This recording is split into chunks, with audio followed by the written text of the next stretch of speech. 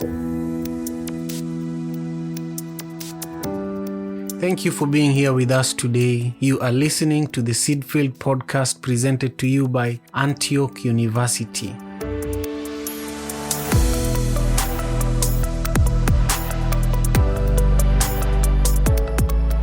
With every episode of the Seedfield, we celebrate and share stories of those who embody the spirit of our founder, Horace Mann, as they win victories for humanity. My name is Simon Javan Okelo, and I am supported here by my co-host, Jasper Nighthawk. Jasper, I would love for you to share with us more about today's show. Thank you, Simon. I'm so happy to be here with you today. This week, I had the privilege of doing an interview with a great teacher and thinker, our own Jean Kayira. At our New England campus, she directs the PhD in environmental studies.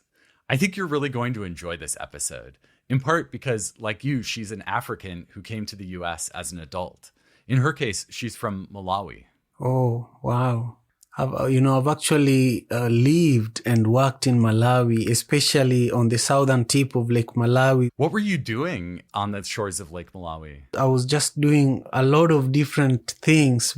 I worked with, Malawi Children's Village, and Malawi is just a place close to my heart. That's so wonderful.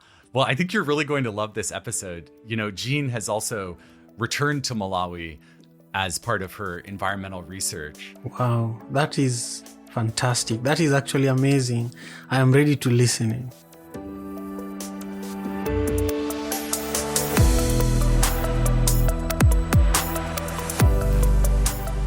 This week, our guest is Dr. Jean Kayira.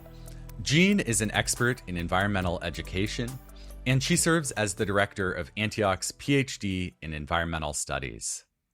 Jean's research has involved working with youth, educators, and community members around issues of sustainability and environmental justice. One of her research areas is Indigenous knowledge, and the ways that Indigenous knowledge can be incorporated into education and community decision-making. In the environmental studies program, she actually teaches a course on citizen participation and sustainable communities. And to all of this, she brings her background. Jean is Malawian and grew up all the way to finishing her bachelor's degree in Malawi, a small nation in southern Africa. It was only when she went for her master's degree that she came to North America, and she continues to return to Malawi for her research. This background connects Jean to Indigenous African ways of understanding the world, which she brings both to her academic work and to her students. Jean, welcome to the Seedfield podcast. Thank you. Thank you for having me, Jasper. I'm glad to be here. Oh, we're so glad to have you here. And I want to ask you about so many different things. But I thought we could start by laying out some of the challenges and opportunities in environmental studies today. We're talking in the first months of a new administration in Washington, and a lot has changed as far as the United States environmental policy. We have our first Indigenous American cabinet secretary with Deb Haaland. We've rejoined the Paris Accords, shut down the Keystone XL pipeline, and a proposed infrastructure bill would put hundreds of billions of dollars into cleaning up our electric grid, transforming transportation, and removing lead pipes and other toxic infrastructure. But with something as giant as climate change that is threatening us on a national level, but also just on a species level, there's so much that's left for us to do. So, Jean, I wanted to ask you, from your position as a leader in environmental studies, what changes do you see that we need to make on the national level and also on the worldwide level? Wow, that's a wonderful question, Jasper. And thank you for laying out what the new administration has done. I am encouraged. I feel like what has been put in place gives us hope to be closer to where we need to be. But like you have said, there's a lot that we have to do. So the first thing I feel is that we need to recognize that one way of thinking is not going to make a difference. It has not, right? But also, we need to expand our understanding of the word environment, right? What are we talking about? What does that mean? In my view, environment is really about interconnectedness and interdependence of everything, whether it's animate and the more than human, right? What does that mean? It means that no species is higher than the other. We operate in an ecosystem where everything is connected, where everything depends on each other. And that alone comes with the expectation, one would imagine, that we need to respect each other. We need to respect everything that makes us who we are. And that becomes with respect, but also mutual reciprocity between us as human beings and everything that surrounds us. I love that. That's such a re-understanding of humans' place in the world, at least here in the West, or under Christian-based ideas. There's such an idea of humans, man stands aside from nature. This idea of the interconnectedness of everything is a kind of radical re-understanding of that. Come to think of it, you would think that it should be natural, right? But then we don't. There's this separation between who we think as people, as human beings, as being higher up, right? And everything is supposed to act as resources, or we are the masters of everything. But that's not correct. That's not right. So in my view, I feel like we need to get back to the basics. Like, look at how do we survive? How this clean air that we breathe, the water, the food, the land, our relationship to the land. I mean, if we only shifted our understanding to think that we are here because of everything, not just us we are not the masters of this earth. I mean, we are a very small species, actually. And we need to understand that and have respect, learning from the land, learning from the interdependence and the interconnectedness, and being respectful. I will say one more thing, Jasper, that I feel I started by saying one way of thinking is not going to take us where we need to be. So if you come with this understanding that we are all interdependent and interconnected, we realize that there are other ways of coming to know, other knowledge systems that need to be respected in their own right. And I feel like if we come with that understanding, issues of justice, issues of equity, issues of diversity, issues of inclusion will be easier because there's that mutual respect amongst each other. And so issues of climate change, issues of social and environmental justice, biodiversity loss, all those things, I think if we frame and look at them with this understanding, I feel that it will be more authentic and it will be easier for us to deal with these challenging times and challenging issues. I love that.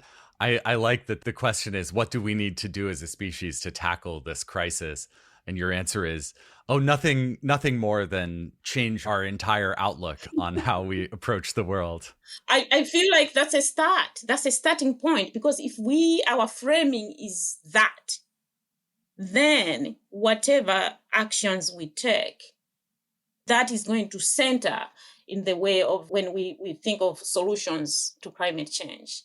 So it means even learning from the ways of being that have not been privileged in the past. Yeah, I want to ask you about that a little bit later in our talking. But first, as we're talking about changing the ways that people understand the world, you work as director of Antioch's PhD in environmental studies based out of our New England campus. Mm-hmm. And environmental studies has really come into its own as an area of study, in part because of Antioch. Antioch was one of the first PhDs in environmental studies in the nation. And as there's greater interest from students to study this, from universities, conferences, as environmental studies just continues to grow as a field. I was hoping that you could look back a little bit. And I'm curious, how has the field of environmental studies expanded our ability to understand environmental problems?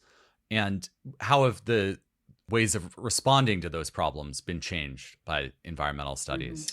Yes, that's a very great question, Jasper. So the environmental studies PhD program itself started in 1996, but the department itself started earlier than that. I think one thing that I can point at what our program has done to enable us understand these issues is that our doctoral program focuses on systems thinking and interdisciplinary approaches to anything.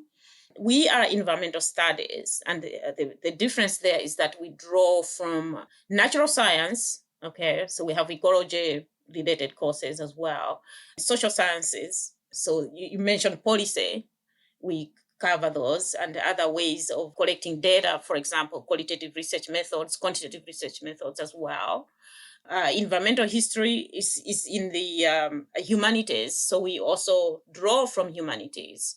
So a PhD student in the environmental studies department will have foundational understanding of interdisciplinary nature of the field. So their dissertation work may be specific, perhaps, like fully maybe in the natural science or fully in the social science or fully in the environmental humanities side. However, they have gone through taking courses that are looking at environmental related issues through the lens of natural science, social science, as well as the humanities. And I will mention that a number of the doctoral research that students end up doing, they actually draw from these multiple disciplines. Of course, there are some that are purely natural science, that's there. A majority are kind of mixed, drawing from the natural science, but also from the social science. And then there are some, I remember that there was a dissertation that was mostly in the environmental humanities and dancing. We have Mount Monadnock right here in the region, very close. And one student did her research up there. And so she had participants, up at the mountain and dancing, and taking images of the landscape and stuff like that. So that's so beautiful. It reminds me of what you said in response to an earlier question about we can't just have one answer. We need multiple approaches. We need multiple ways. Absolutely. So maybe we need people dancing on the top of the mountain and also digging deep into the science research. Yes, absolutely. And even paying attention to say, well, we need more than one way, and let's acknowledge these other ways. I know that for the most part, we have been culturalized to value or privilege one form or some forms of coming to know. So like the natural science, for example, has been privileged for the longest time. So if someone says, I have my dissertation is going to involve creating these images and my participants are going to dance and be creative in a way to show this environmental activism, for example, through art, some folks would wonder, like, wait a minute, really? But why not? The question becomes, why not? Is that not a valid way of coming to know, but also showing environmental issues or an environmental topic that is of interest, So I personally feel like that's why I led with that we need to have a shift in understanding that we need to entertain more than one way of thinking and really authentically acknowledge, not tokenism, authentically acknowledge other ways of coming to know. Yeah, that's so beautiful. And I want to draw you out about one specific other way of coming to know, which is Indigenous knowledge. And that's the specific phrasing that you use in your own PhD dissertation, Relearning Our Roots, Youth Participatory Research, Indigenous Knowledge, and Sustainability Through Agriculture, which is available on the internet. I was happy to download and read. Just a really fascinating piece of scholarship. And a central pillar of this work is the idea of umunthu, which is a Malawian word, an idea that you say is captured in the saying, I am because we are, and because we are, therefore I am. And reading that, I felt like this interconnectedness, like not acknowledging hard barriers between the self and the other, or between man and nature, what we were talking about before, that seems so important today.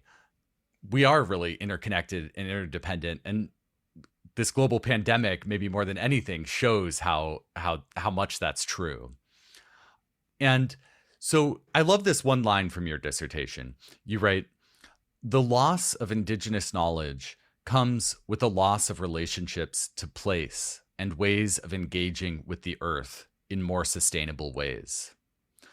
Can you tell us a little bit about how umunthu and other layers of Indigenous knowledge might be highly important and transformational for your students and for me, for everyone, for our listeners too? Well, thank you so much for bringing that up. You summarize it well. I grew up with that myself. That was the principle that guided all our dealings at home. And one thing that I need to say is that the I am because we are, therefore I am, is not just about relationships amongst people. It's about relationships with everything among people as well as the more than human. So anything that makes us who we are, which means the earth, the land. And so that is an essential aspect in terms, if you look at the world with that, wait a minute, it's not just me alone, but it's my relatives, but also not just my relatives, anybody I come across with, but wait a minute, it doesn't end there, but even my connection to the land and everything else that provides for me. And that is a principle of Indigenous knowledge systems. So I will say that there are many Indigenous knowledge systems out there. We cannot generalize to say, well, the Indigenous knowledge system of Malawi is the same as the Indigenous knowledge system in America, or let alone in Keene, where I live here.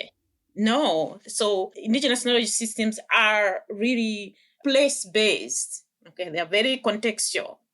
However, there are certain principles about Indigenous knowledge systems that are general.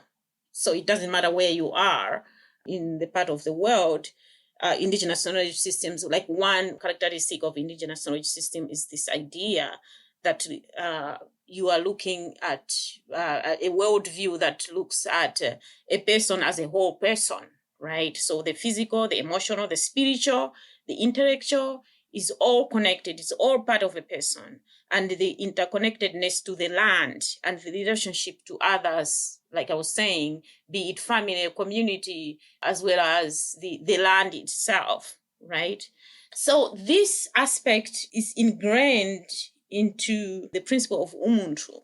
So you ask how that might be important and might be transformational for my students. I will share this with you, that in the courses that I teach, so you mentioned citizen participation and sustainable communities, I have a section on knowledge systems, and where we look at Western knowledge as well as other ways of knowing, and I bring in Indigenous knowledge systems.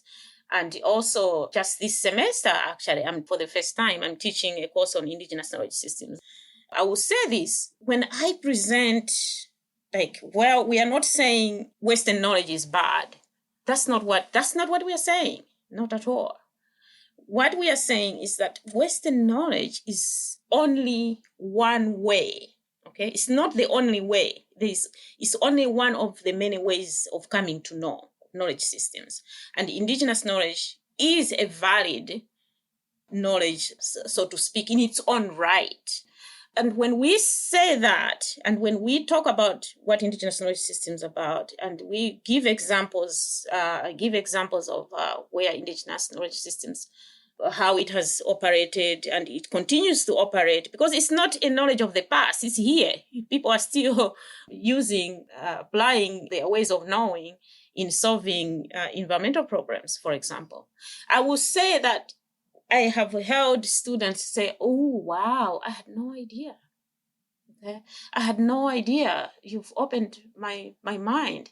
In fact, last semester, one student said in the citizen participation class, she said, oh my goodness, it seems to me that I have been living in one room in a house, but I have been stuck in one room, not knowing that in that house there are more rooms, and that not only that, but that I can even go outside.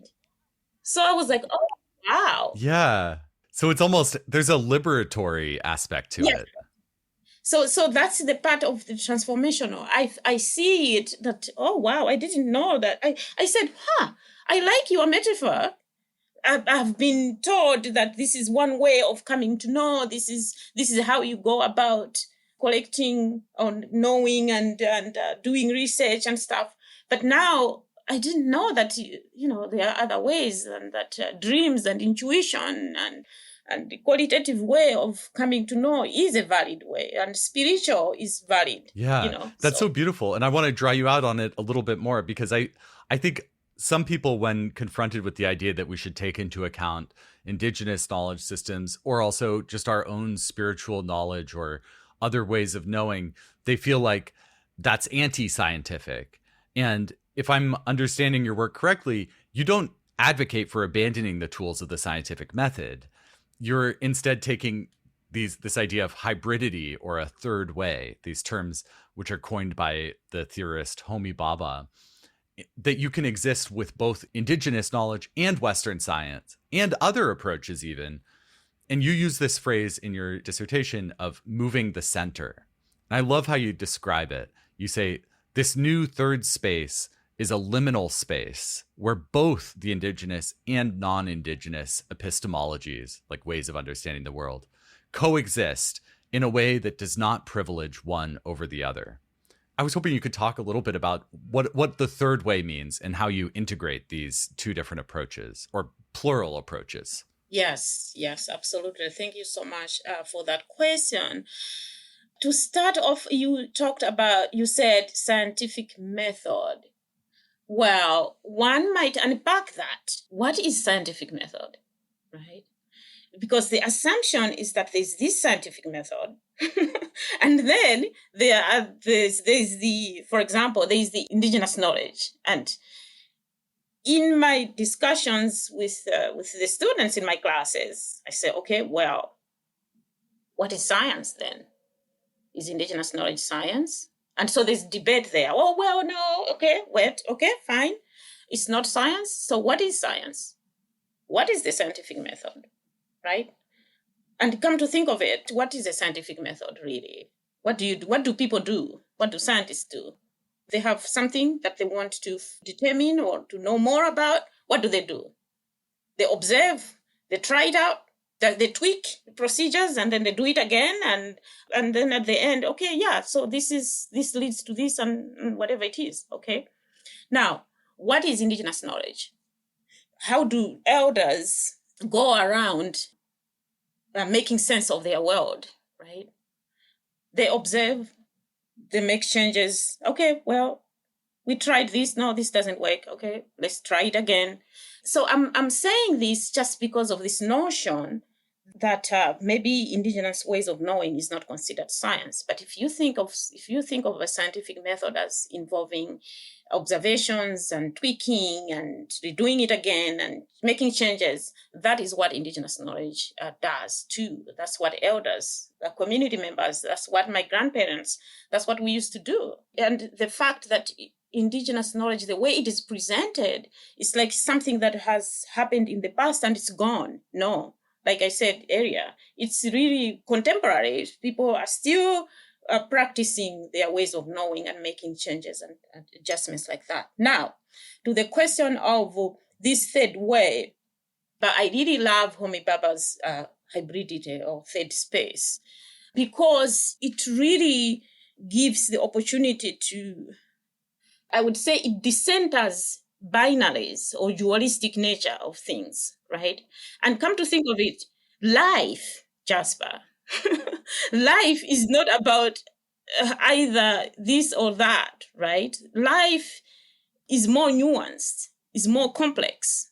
It's not black and white all the time, right? Never.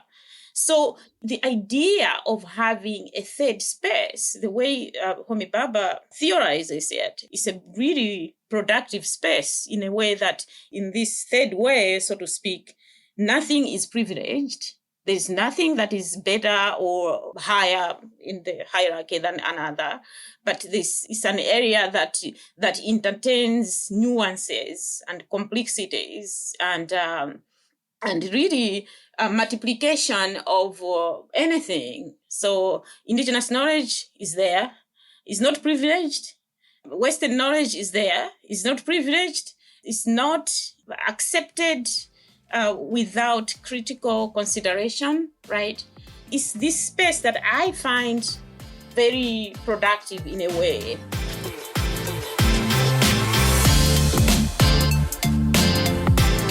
Hi, this is Simon speaking. I don't know about you, but I am having a great time listening to this episode. Before it's over, I would love to let you know that the Seedfield podcast is produced by Antioch University. Let's make the world better together. Complete your bachelor's and your master's or study for a doctorate degree with us here at Antioch University and join a community with 160-year-long commitment to social justice. Win one for humanity. Learn more at antioch.edu.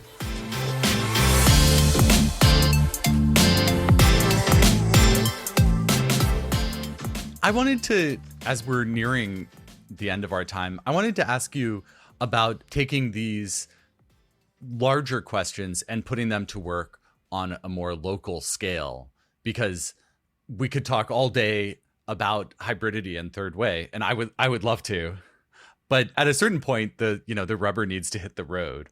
So I wanted to ask, because you are very involved in the Keene community, you're one of the leaders in Community Garden Connections, a community garden in Keene. And I was just hoping you could tell me about Community Garden Connections and also why this kind of local work is so important. Thank you so much. I was like, okay, are we going to be theoretical all the time? So thank you for bringing us down to earth, so to speak. So I should say that I am really privileged to be working on this initiative. It's a project that was started by my dear friend and colleague, Dr. Libby McCann. She started it with students, I believe, in 2011. We are actually in the 10th year. It's our 10th anniversary. And so the idea, first of all, I should say why the local matters. I think it comes to the fact that we need to make a difference where we have agency. So while making systemic issues, changes to systems broadly might be a goal, maybe we don't have agency to make that change. But let's see where we are at in our vicinity. What can we do locally? So this initiative is a food justice. It's a food justice initiative.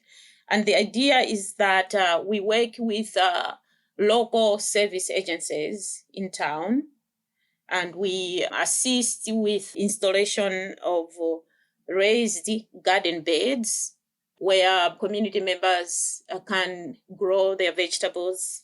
And we offer that the raised beds are paid for, but also we have educational workshops based on what the community would like. Just to give you an example, in the past, we have offered workshops on pest management and also companion planting, for example. So when I say we, it's really, we work closely with the students. So we have had, in the 10-year span, we have had over 40 student leaders working as coordinators of this project. Libby and I are co-directors. So we are a PhD program. But the difference is that we believe that theory and practice go hand in hand. So while we focus on theories, we take a step further and bring in the practice. And we are one of the few programs, PhD programs, that focuses on service. So we have a required service project that every PhD student has to do. And that gives an opportunity to say, oh, wait a minute, this is what we were talking about in our classes, but how does it look like on the ground? And most of the research work that our PhD students end up doing, they are research that are addressing practical issues. So with the pandemic, last year we had to pivot. Our county in Keene, Cheshire Conservation District, they have given us a land which is, I think, an acre size plot, and we grow produce there. And everything that we grow there gets donated to the community kitchen in town. And I can say that so far we have donated about 7 tons of fresh produce. But with the pandemic, we couldn't do that. We rely on student volunteers as well as volunteers from the community. We still had that plot based on, it was just few people working there. But in town, we offered container gardens. We had some vegetables planted in big buckets as containers, and we distributed those to members of our community that needed. And I can say that over 150 container gardens were distributed. That's such a nice thing for people who were trapped at home or exactly sheltering in place. Mm-hmm. And we have done virtual lessons, for example, because of COVID. We, instead of having face-to-face meetings, we did that virtually. For teaching people about how to garden. Yeah, exactly. And through the library, we have our local library. So we have a good connection, partnership with them. And so we organized workshops through them as well. So I feel like this program has really helped society in terms of trying to bring this idea of theory and practice working hand in hand, but also addressing environmental challenges, looking for solutions to climate change, to biodiversity loss, and stuff like that. That's so sweet. Those are such tangible ways that community comes together. We always like to close our show with an action or two that our listeners can take into their own lives and days. So I was hoping you could tell us a few things that you recommend our listeners could do that would help heal our planet, understand it in a more holistic way, and make it a better and more just place. Yeah. So I wish I would have more wisdom, but but I think do what you can from where you are individually. We know that most of us try to live more sustainably in our homes. So continue doing that individually, but also in your community. Participate in the local events, volunteer, engage with local representatives, write your representatives to advocate for environmental friendly laws. One thing though that I would just urge folks to pay attention to issues of justice, equity, diversity and inclusion. Let's educate ourselves. We can try to be allies as best as we can, engaging in difficult conversations, right? It's hard, but we have to do it. But also, I would say, because this is hard, but I would say, let's give yourself grace. This work is not easy. It's a process.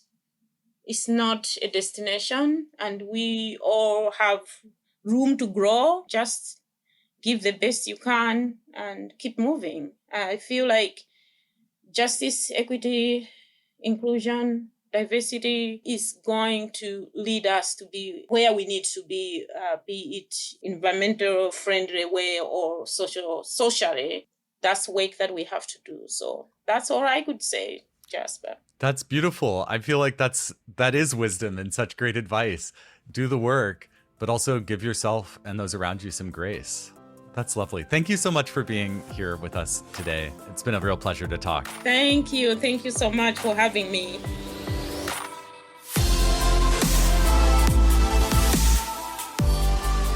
You can find out more about the PhD in Environmental Studies by following the link in our show notes. We also have a link in the show notes to Community Garden Connections.